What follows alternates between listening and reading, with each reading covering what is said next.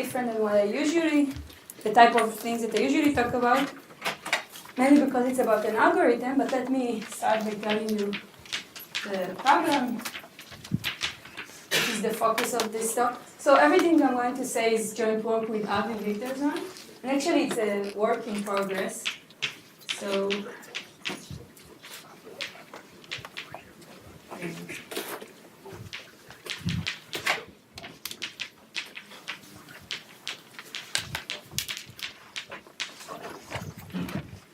okay, so he's here looking and checking everything correct. Okay, so here's the problem. Is the focus of the talk. So we have a family of, let's say, n subspaces, linear subspaces of RD, that I'm going to call flats now because it's shorter. So flats, a family of flats in RD. And we have one subspace H of codimension 1. So H is a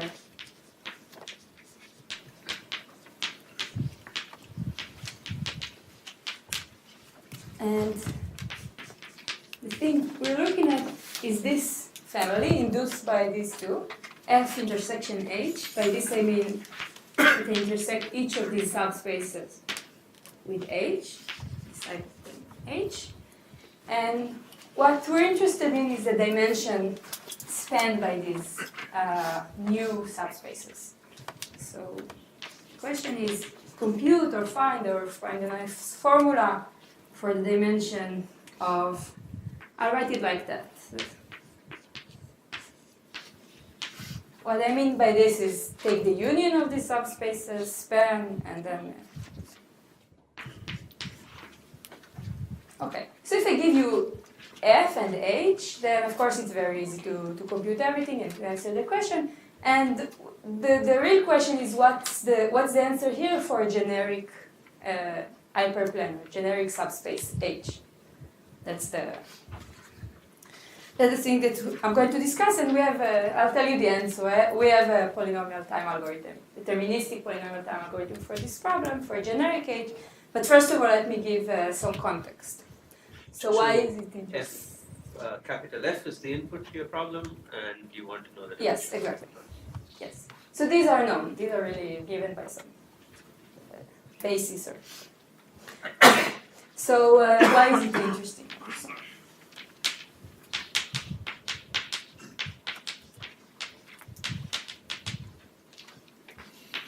Or application.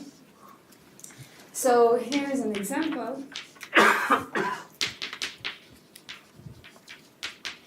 And it's an example of Lovas and Gemini. They know this reduction in a paper from 1982. And they show that this is related to a question about rigidity of graphs, rigidity in 2 dimensions. So, so we have a graph, an abstract graph, with n vertices, and we say that it is generically rigid. So this is the definition. Generically rigid, let's say in RD, so they looked at dimension 2, but I'll state the more general thing. So it is generically rigid if the rank of the metrics that I'm going to write in a second, let's write here D, G, so certain metrics induced by the G and the dimension that we're interested in, if this dimension is n times D minus. So there's more than one way to define this, what it means to be generically rigid, but I just want to state it like this. And what is the matrix? So the matrix is the following.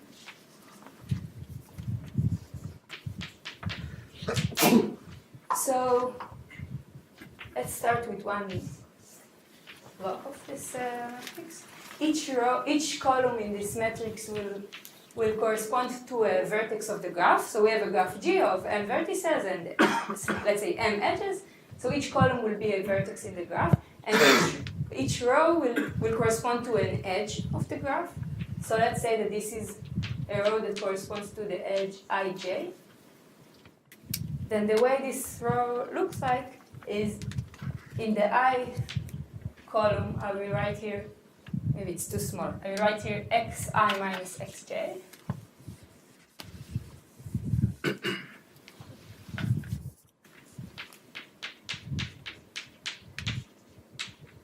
I column and xj minus xi in the j column. So this, I'll do this for every edge ij.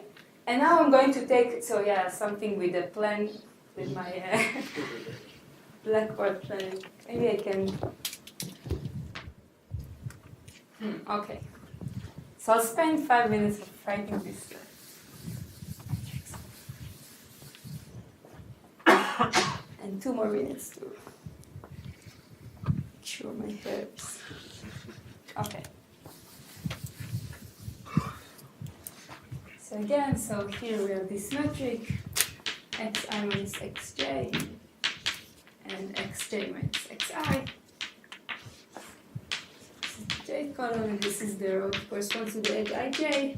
And now if we're in dimension 2, we just take another copy of this block, but with new variables. So in the second copy of the ith column, I'll write here yi minus yj, and the second copy, ij minus y. So if I wanted something in dimension 3, I'd write another such block. So the dimensions of this matrix MDG is the number of edges. So here we have number of edges. And d times n. So each column here is a vertex, and we have d copies of this. So d n. And if the rank is what I wrote there, is d times n minus d plus 1 choose 2, then we say that the G is generically rigid. And when I say the rank, I mean the generic rank. So if I take here generic values for these variables, I think of these numbers as variables. If I take generic values for them, so I want to know the rank, and if the rank is what I said, then it means that this graph is generically rigid. Okay, so this is one way to formulate the problem, and it turns out that this is a special case of the problem that I started with. So let's see how. So just to understand, if I took added edges to the graph, it will remain, and it was generically rigid to start with? Yes, if you start with a generically rigid graph, then it remains, yes. You cannot decrease the rank by adding. Okay, Both. So let's see that it's a special case of the problem that I started with. So let's define Fij. So for every edge, I'm going to define a certain subspace of R2m. And the subspace will just be the span of these two vectors. So one of them is going to be this vector. So I put 1 in the I coordinate, minus 1 in the j coordinate. So here I have n elements and now n zeros. So it's a vector in R2n. So besides this 1 and minus 1, there's entries are 0. And now I take n zeros.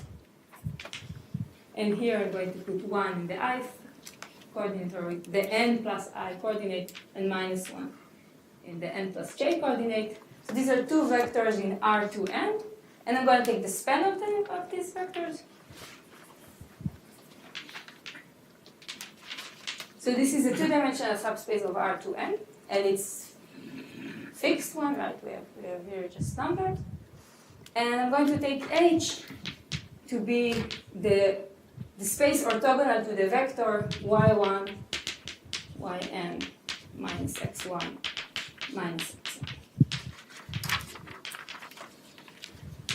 And one can check that if I take F to be this family of this, so if I take F be Fij for every edge in the graph,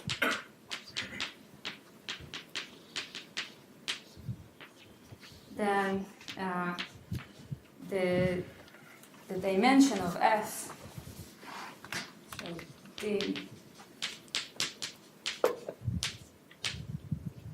is exactly the rank G2. This is for dimension 2. Okay, is this okay? Questions about this part? Why is the rank of this MG2 interesting? Why is it the rank? Why is that? Why are we supposed to? Oh, okay. So rigidity. So like when I say rigidity of graphs, I expect you somehow to say, okay, it's interesting. Somehow it's a problem that is studied. It has an interpretation as. So when they say rigid, it really means there is some physical interpretation of whether you can take this graph. So one reason, as Joseph said already, it's related to the unit distance problem that was asked by Ardesh. Yes, but I'm not sure. This is a problem that's very. It is studied in combinatorics. It started from structural In rigidity. engineering, yeah, I don't know if I can defend this, but maybe, yes. You don't Maybe- have to defend it. The architects. Okay. Yeah. So maybe some real life things are also relevant. Okay. So can you just explain why it was ND minus this D plus 1 choose 2? Yeah, so I don't talk about rigidity, I just wanted to say it as, but this is just like, so you want to say how many, so this D plus 1 choose 2 is all the rigid motions that you have in RD. But is it obvious that in this definition that's the maximum you could get? I mean, Yes, let me think, I just need now to remember everything that I know about rigidity, and I now just try to. Yes, so now you have n points in RD, right? So if you have so to choose n points in RD, you have n d degrees of freedom, and then of course, so now here, okay, so you need to know the interpretation of this matrix, but the interpretation of this matrix is somehow related to the distances between vertices. I see. And now, of course, that if I tell you that this, if you don't care about location, but you care only about distances, so if I tell you the distances, you can't expect more than nd minus all the degrees of freedom of rigid motions, because then, of course, you'll get the same distances. So you can think of the, I don't know if I want to go into, you can ask me later, I can give you the details. Okay. But the x, y, y are just the coordinates of the embedding Of the embedding graph. of the, yes. I really tried to hide everything, just give this as a, okay. So this is why, and now, so we see that this is a special case, but for this problem, there is a polynomial time algorithm that's already known for rigidity in R2, but for rigidity in R3, it is still an open problem, whether there exists a polynomial time algorithm, and yeah, whether there exists one. That's the question. So this problem that I started with also relevant to the problem of rigidity in R3. So if you want to do a similar thing in R3, so what we need to take is now each subspace, instead of being 2-dimensional, it will be 3-dimensional. So I'll add here another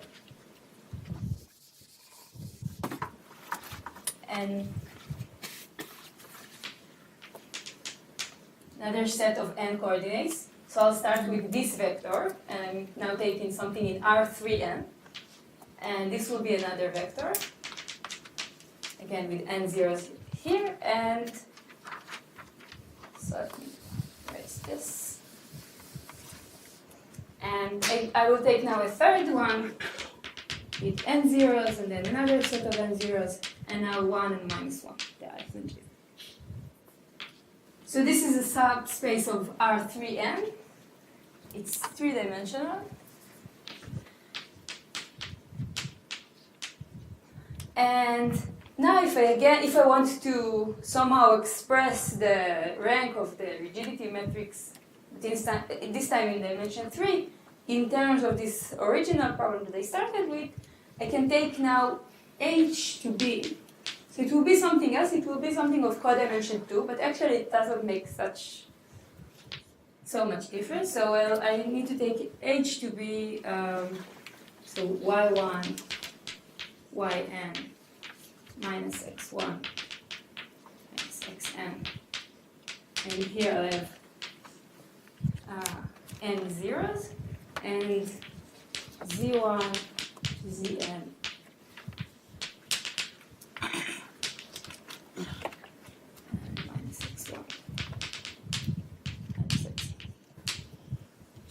And again, if we take, so the fact that that H is now of codimension 2 is not an issue, so we can handle codimension 2. But we didn't solve the problem of finding an algorithm for rigidity in 3 dimensions, so we'll see.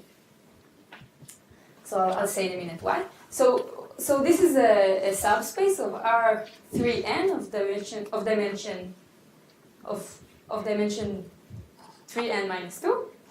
And if we, again, look at this intersection and look at the dimension here, we get exactly the rank of MG3. Okay? So this is true if we take H to be such that these coordinates are generic.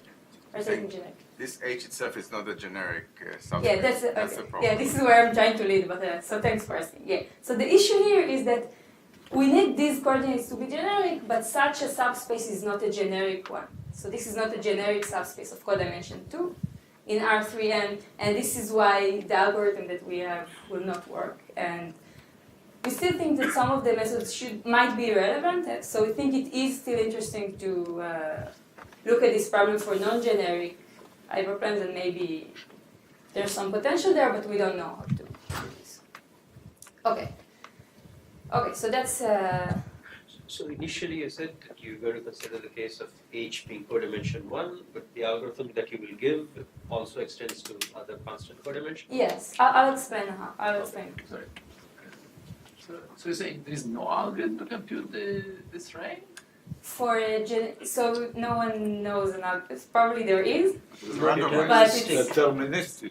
Yeah, yes, of course. Okay. So maybe this is important an important point. We can always take a random or a generic. Somehow we need to produce a generic vector. So a random algorithm we always have for all of these questions, also for rigidity. We can take these coordinates at random, and then we can compute everything. The problem is a deterministic one.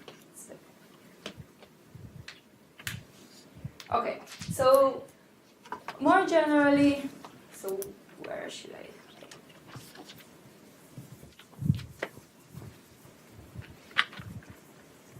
For the two-dimensional, it is a generic one. Yes, this is why our algorithm will give an algorithm there, but it's already. But Yes. just quickly, did you say that we don't know if the quality holds for when 3 is replaced with D in general? So it does all.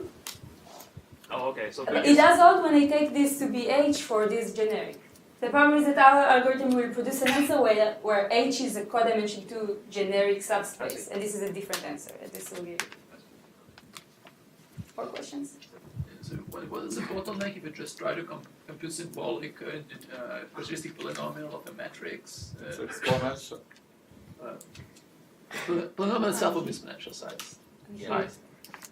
I'll be here to answer questions about the complexity. Okay, so more generally, 10 variables. what? Okay, so more generally, actually this problem is settled with, we can reformulate it as a problem about the rank of a symbolic matrix.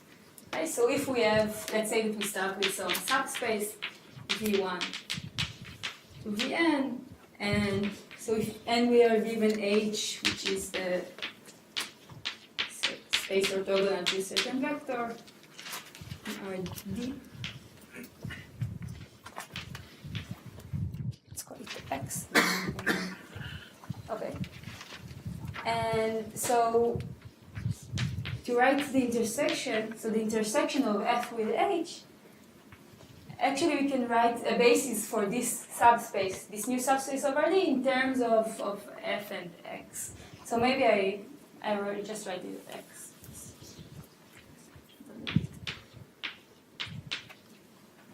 Okay, so you can just write explicitly a basis for this subspace. So it will look like Vi transpose Vj minus Vj transpose Vi times X.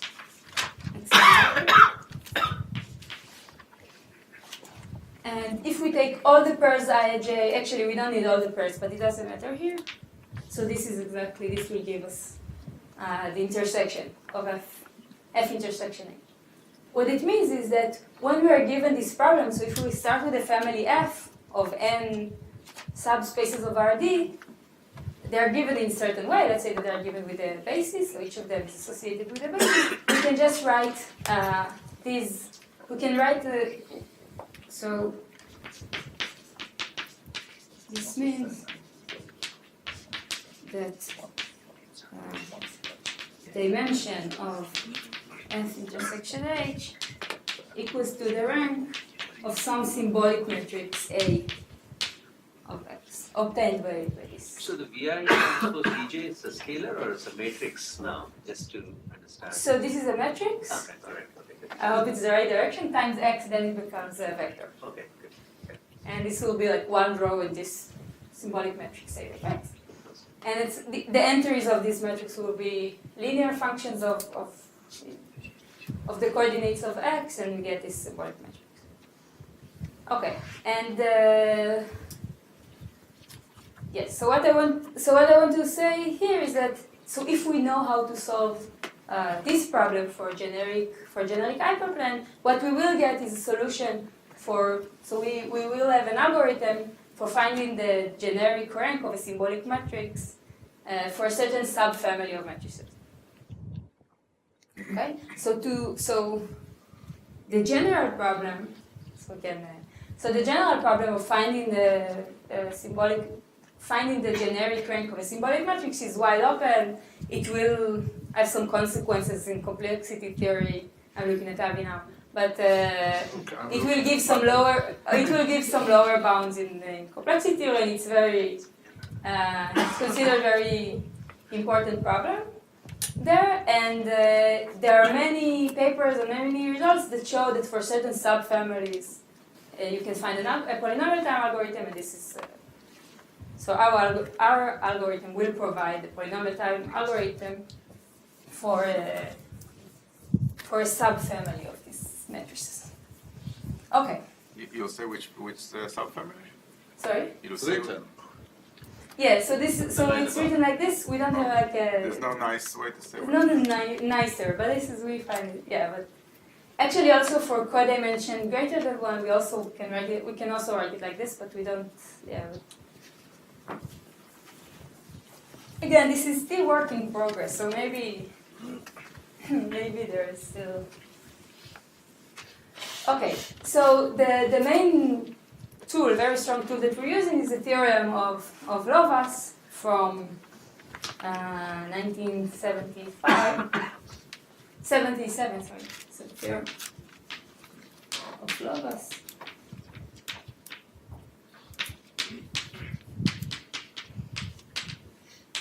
is the following. It provides us a formula for this quantity that we're interested in. So if we start with a family of n flat,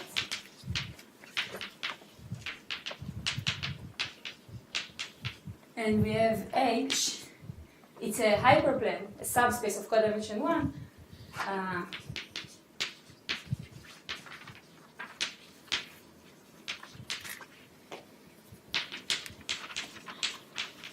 But here's the condition about this hyperplane. So the hyperplane RD in general position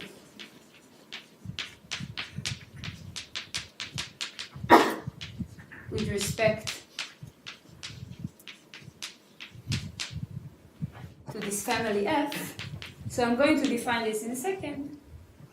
So if we have such H, then the dimension of F intersection H equals to rho of H, to rho of F. And now I'm going to write. So I need to explain what rho of F is and what general position is. So what is rho of F? So we are given a family, and notice that this does not involve the hyperplane H, as it should. We're given a family. We can consider partitions of this family F, and given a partition pi,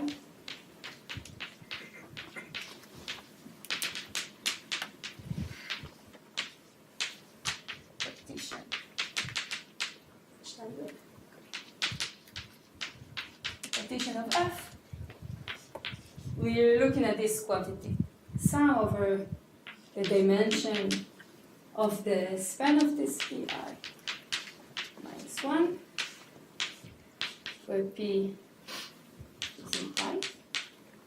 So given a partition, we can look at this quantity, and rho of f is the minimum over all partitions.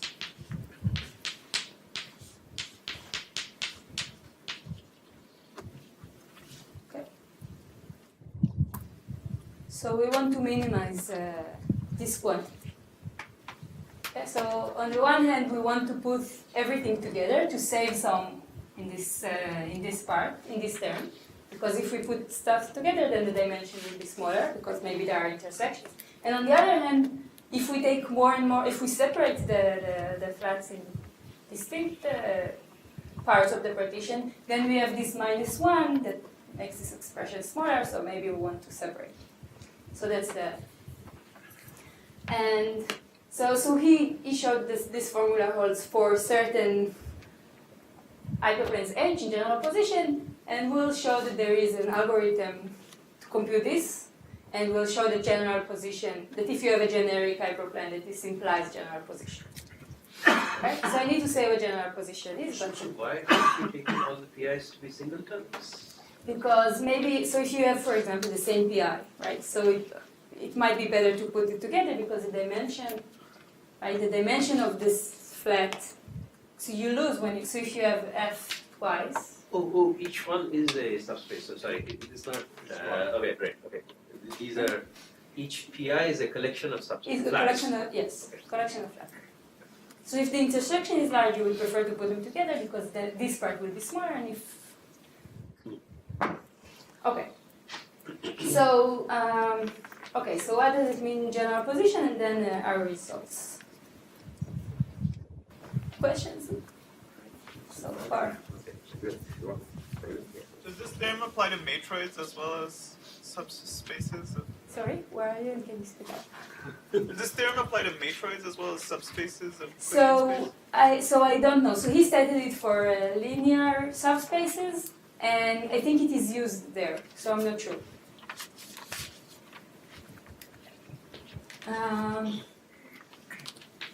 So definition. H is in general position with respect to F if for every triple of, so if we take subsets X, Y, and Z of F, so these are subfamilies, and so we have this condition. So if the intersection of X with H, union with Y,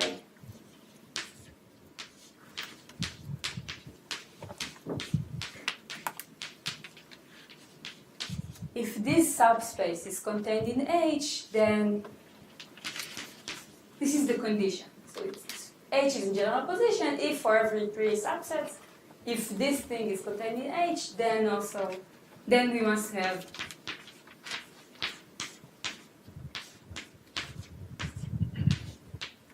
that it is actually contained in X intersection.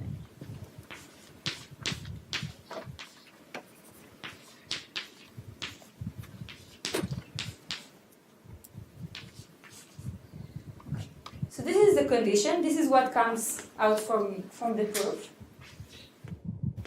Okay. And so this is what it is. And for such H, this formula holds. Okay.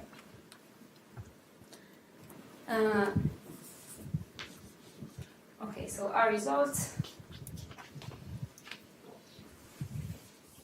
So yes. What does that mean? This comes up. What does that mean? Yeah, so that's a good question. So if you mean like intuitively what this condition, so this is exactly the part that I think is challenging. So his theorem, so the theorem of Roberts, the proof is really nice and elegant. To make it even more nice and elegant, he didn't put all the details, so we had to write the details in our work. And this is the mysterious part. So we prove that if H is generic, it will satisfy this condition. But to say more than like I can draw something, but it will not give you much of intuition. I think this is where the mysterious this is part of the mystery of this problem and of his theorem. And if we'll be able to understand this condition better, maybe one will be able to handle non-generic H. If you want to say, okay, if this condition doesn't hold, so something else happens, and then there is, you still should be able to express somehow the dimension of F intersection H. I mean, why is this important? Is this even a necessary condition or only sufficient? So we don't know. This is what comes out from the proof. Do you have bounds? Sorry? Do you have bounds Bounds for what? for non-generic case? Bounds for what for non-generic? Well, the rank I meant, so that was your definition. Okay, oh, you mean like instead of equality, yeah, so not at this point, no. It's a work in progress, but maybe. I don't want to, no, I'm kidding. No, so for now, no, we can't really, we don't have a good way to avoid this condition and then to get just an inequality. You will have trivial ones, but so I can tell you that you will have like the other direction that you. So okay, so for a generic one, you will get the minimum dimension that is possible. So you will have like a lower. So the thing that you want will be at least this thing. This is a trivial thing that you usually want the other direction. So we don't have a non-trivial upper bound. The subsets are disjoint or not? No, they don't have to be disjoint. No.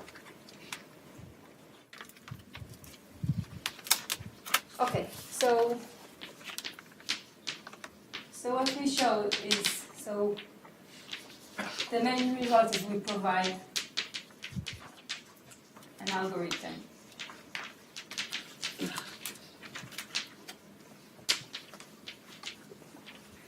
for computing rho of F, and we show that the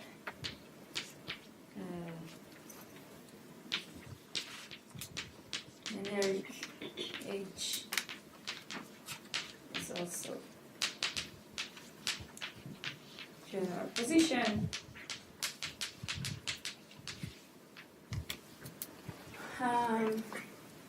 We show all kinds of properties of these partitions, these minimal partitions, for example, that they are unique. So maybe I should say now something about the algorithm.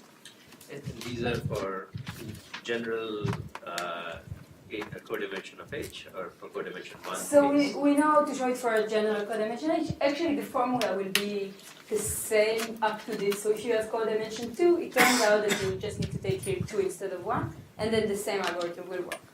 And what was that? So was that in that's Loas's work or So he didn't write it there. No, so it wasn't his work. Okay. Maybe another thing that I want to say. One more question. And the definition of general position does not change for other dimensions. This is the same. Yeah, actually, it will be slightly simpler. So you will have. So if you write H as the orthogonal, like H is orthogonal to, let's say, 2 vectors. So the first one will need to be less generic than the other one, but one of them will be. So what is your definition of generic? So generic just means that if you now you fix the family F and you look at all the subspaces of codimension 1 subspaces of Orit, the set of those that are not in general position with respect to F will be 0 dimensional. It will be of measure 0. Sorry, will be of measure 0. Okay. So if you think of these hyperplanes as a subset of the sphere, each vector will correspond to a hyperplane. Right. I mean, I'm thinking that. Correct me if I'm. So if I actually pick H generically, then maybe even the first condition should never hold. Is that the right way to think about it? So it will hold almost surely. Sorry. Wait, the first condition will hold almost surely? Sorry. So you're saying that this maybe will not hold. Yeah. So already that's a. I mean, this is a very weak condition. Is what I'm trying to. Is the word I'm trying to. No, so On X, Y, and yeah. So it depends on X, Y, and Z. For example, if Y and if Y and Z are 0 or something like that, then it will always hold, right? Of course, this is No, I'm saying, but you're fixing F, right? Yeah, I'm fixing F, yes. Here you can think of it as even if as if I fix X, Y, and Z. Right? Right. Because they're just For a fixed x, y, and z, a generic h would satisfy them. What's the probability that it was satisfied? Would not satisfy the first Would not. condition. So for some of them, so for example, so you're saying this should hold easily, right? So in the example that I gave for rigidity in R3, for example, it doesn't hold. It's not, so these hyperplanes No, are not. I'm saying that I understand, you're saying this will not be satisfied, this is why it implies this right, one. yeah, so I'm So saying what that you're most, saying most is of the that- time the implication should hold factors. Yeah, but it's not the case in rigidity in R3, Okay, for example, because there this is just a different number. okay.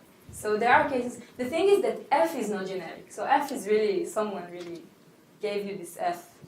I see, so you're And interested in trying the to- case where F really is sort of sufficiently non-generic with respect to H that Yes. this exact condition is useful. Yes. Thank you, okay. Yeah. So I mean, there's one concrete example where it doesn't work, so it's, and it doesn't look so degenerate. Okay, yeah, but that's, okay, so, so what did I want to say? Yeah, so one thing that I wanted to say is that, okay, maybe I'll say it later. I know what I wanted to say, but maybe now it's too late. Okay, so algorithm. I'm raising this.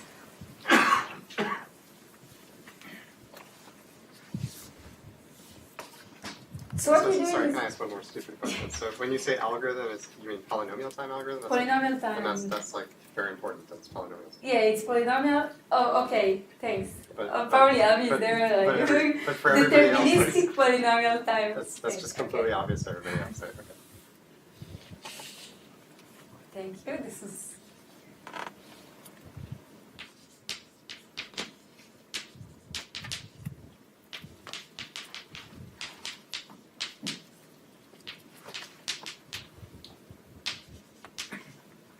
Okay, thanks. Okay. So about the algorithm. So the idea is that we do some reduction and reduction to another problem, a subproblem, and this problem will turn out to be a computation of the minimum of a submodular function. That's the. And the basic property that we're using is the fact that if you have a partition of this, so you start with F, which is a family of n flats, and you take a certain partition of this F.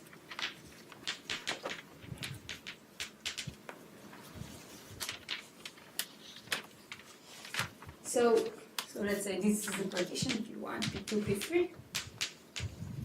And the basic property that we're using, which is pretty intuitive, is that if you have this partition. So it means that for some reason you already decided to put all of these flats together. So it pays off. So you don't want to separate them because when you put them together, there's somehow the intersection. There are a lot of overlaps, and that's why it pays off to put them together. So now if instead of F, I'll take a new family. Let's say that now I add one flat G, and I look at this new family F union with this new flat G, then there will be no reason to separate now. We don't need to compute everything from scratch. This P1, all the elements of P1 will always stay together in the same partition set. Okay, so this is the property that we're doing. If this is one of the parts of the partition, then they always stay together. So this will give us all kinds of properties. One of them is that if we already have a partition for F, we can just take the union of these flats and replace them by a new flat. So F of P1. Just take the union and the span, and just take this new flat because there will never be any reason to separate them. And same for here, and same for here. And this will reduce the problem to the following question. We're now given a family. So here's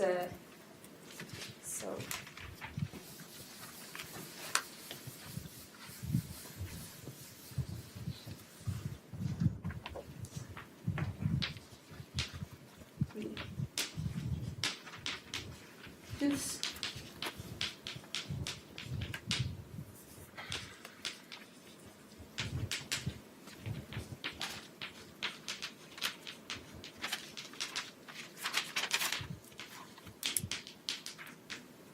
So now we are given F. So are there any chunks there of full size chunk? Okay. Okay. So now F is this family, but now we know with minimal partition. So the partition that attains this row of F is just for a singleton.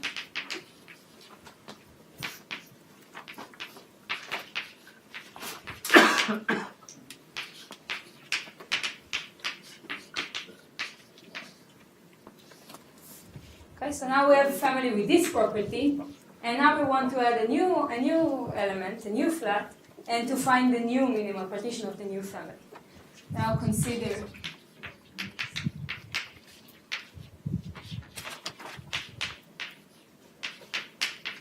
let's say that it is not in F, and we want to compute. Any questions? So we want to compute answers and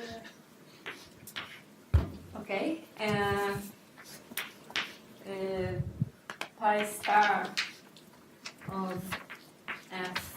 It's a new notation now with this. You understand what I mean?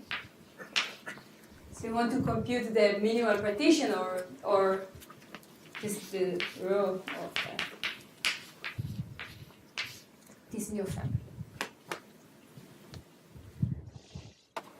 So from the properties that I kind of mentioned a minute ago, the task will be the following. So now we want to find the new partition that attains the minimum for this function rho, but we know how it is going to look like. What's going to happen is that we will take G, and we might take some of these flats that are already in F, in the family F, and take just a new partition set of this G with this subset of F, and the rest will just stay as singletons. So the new partition will look like, so we know.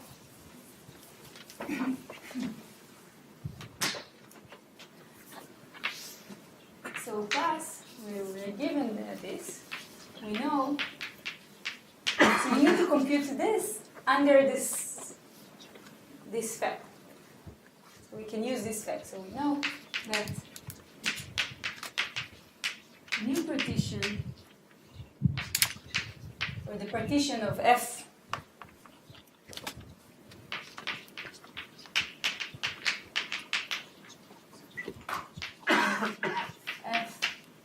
union G will be of the form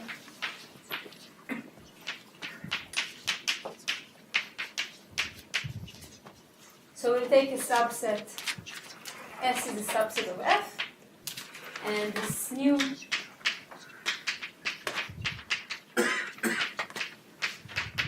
will be of the form S union G, and the rest will be just F.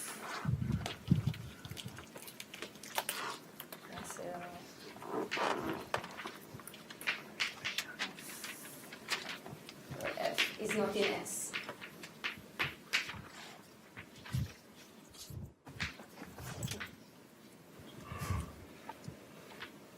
So those that are not chosen or taken to be with G in this partition of F union G will just remain singletons as they were in the partition for F, and the G will have this. Okay. After solving this problem, we can just take the span of this element and then start again by adding new stuff. So that's that, yeah. And now we just need to solve this problem. And it looks innocent, but it's not so easy as it seems. But it turns out that this is a submodular function. So you can take, so what is the function? So it's easy to check. So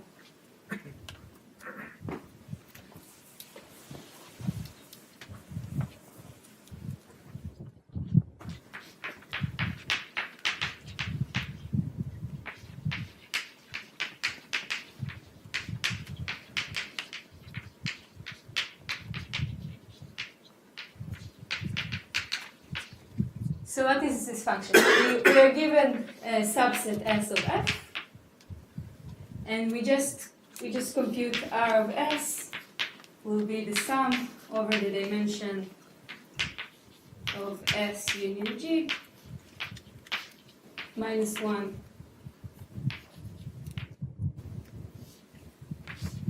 plus sum over the dimension of F minus 1 for F in S and not in S. There is no sum in the beginning. Okay, right. This will be this one. So this is a set function. This is a set. And outputs a number. And it turns out that this is a submodular function.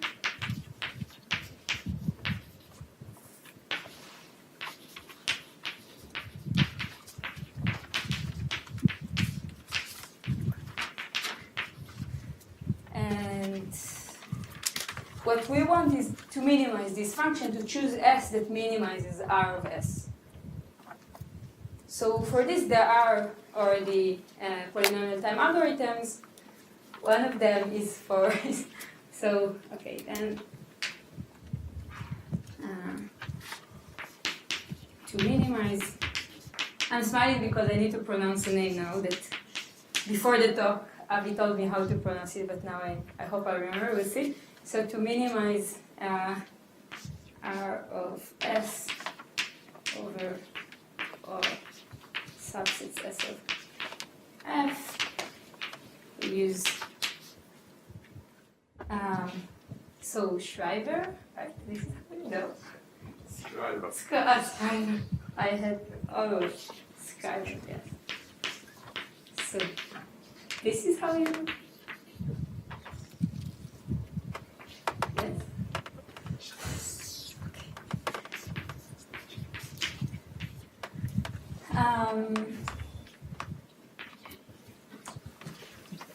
Yes, so we have this reduction to the submodular, to minimization submodular function, and this is what gives us.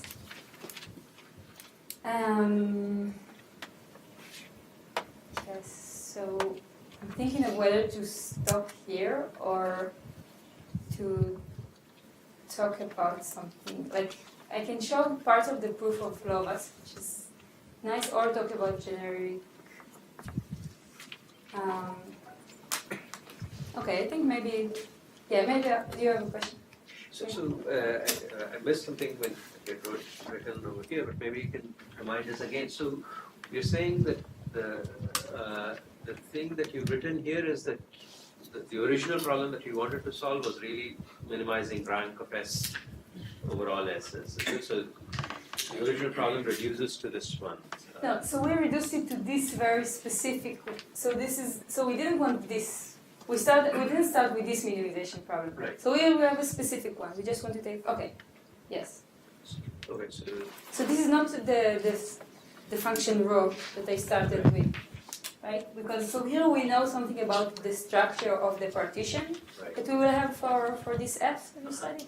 And using this, we get this function, and this function is submodular, and this is what we get. Okay. Okay, so I think I'll stop here. I'll save myself.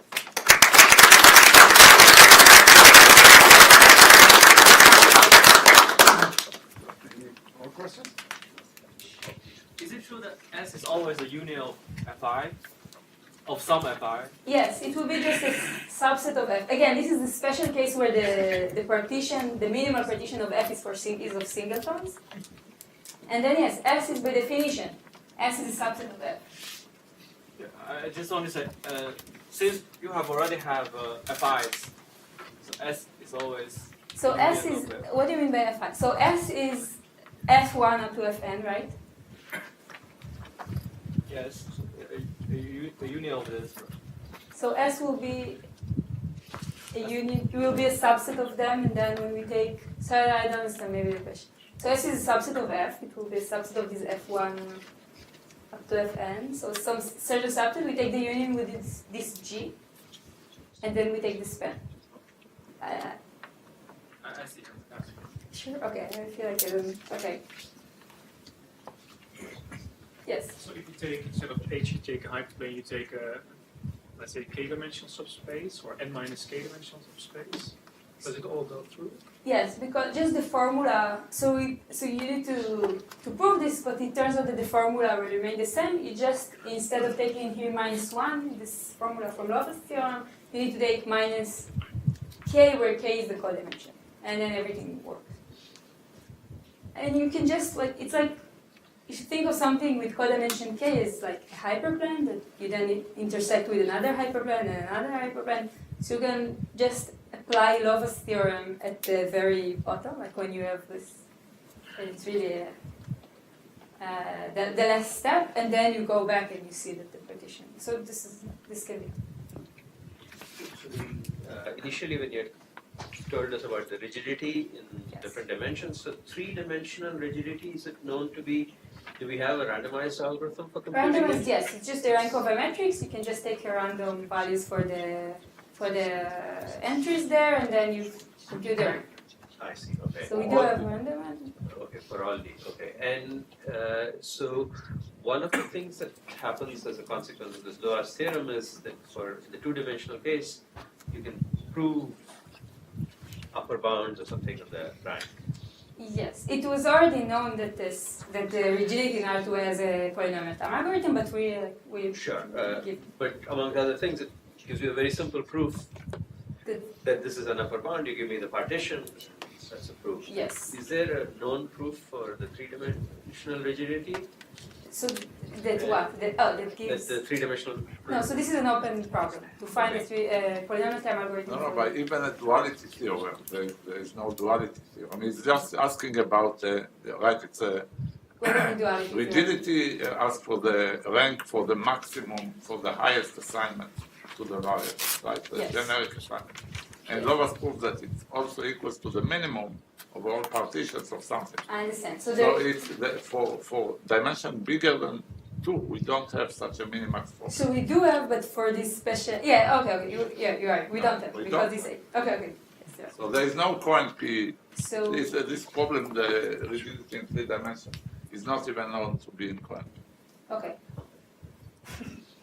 Another question. So this family of matrices AX that you mentioned, Yes. does it include? 'Cause we have algorithms for spans of rank 1 matrices, or symbolic matrices, where each variable multiplies a rank 1 matrix. Right. So does this include the matrices not there? Yeah. Yes. So it's A minus A transpose. You will have. No, it's about the way the X is given matrix. This is gives it. Yeah, you look at the xi and all of So it these appears in spaces. many rows and different locations. Okay. It's very different. So rigidity is not coempty. No. No. It's in NP, it's in even an algorithm, right? You can randomize. Randomized algorithm you have, which is one-sided there. So it's in NP. You prove it's rigid. It's not known to be. No, other. Oh, you can flip NP and coNP if you like. But one side, we know only one side. This is about kind of understanding what the in general position condition means. If you look at the lattice generated by intersections and direct sums of subspaces of your F, you could ask that this H has the expected intersection with all the elements of that lattice. Like if it's dimension 0, then it doesn't intersect, otherwise it does intersect. Is that at all related to this condition of Love's? So you're saying that I will have this H, and you will. So what do you mean by the expected intersection of? Well, it's a codimension 1 thing, so it won't intersect generically a point, but everything else it would expect. So to this will intersect. not be That's not strong enough? This is not enough. It will reduce by 1 the dimension of every subset. This is not enough.